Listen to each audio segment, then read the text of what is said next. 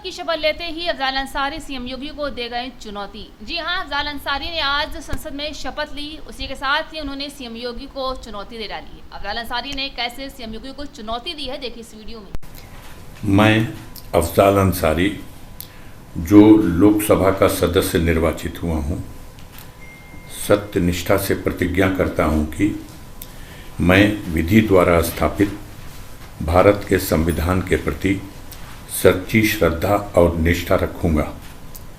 मैं भारत की प्रभुता और अखंडता अक्षुण्ण रखूंगा तथा जिस पद को मैं ग्रहण करने वाला हूं, उसके कर्तव्यों का श्रद्धापूर्वक निर्वहन करूंगा। अल्लाह साहब जो स्पीकर हैं लोकसभा के, उन्होंने आज हमें पद की शपथ दिला दी।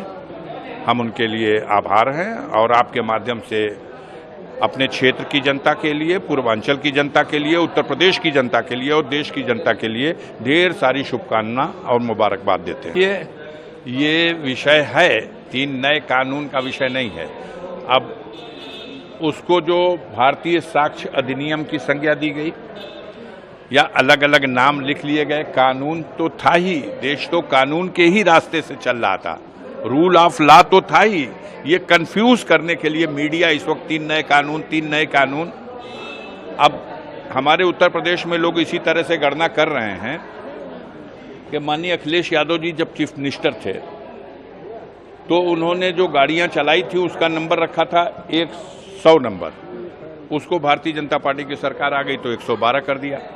उसी तरह से इन्होंने कुछ नाम बदले हैं, बाकी कानून में क्या बदलाव किया गया है अब उसको अध्ययन करने की जरूरत है, देखा जाएगा प्रैक्टिकल क्या है। कानूनविद और उसके जानकार, देखना यह है कि कानून, हर कानून अच्छा होता है, उसका दुरुपयोग जो किया जाता है वो बहुत बुरा होता है।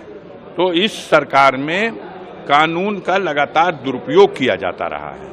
वो पुराने कानून का भी दुरुपयोग किया गया, अब आगे नए कानून का जो दुरुपयोग नहीं करेंगे, ये देखने की बात होगी। बुलडोजर कार्रवाई की तो बात नहीं कर रहे हैं। 21 कानून में लिखा है।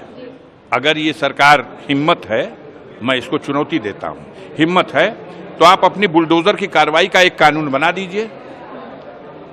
हमारे देश की न्यायपालिकाओं को शिथिल करके, उनके अधिकारों का हनन करके आप ही आरोप लगाओगे, आप ही सजा दे दोगे, तो न्यायपालिका की जरूरत क्या है?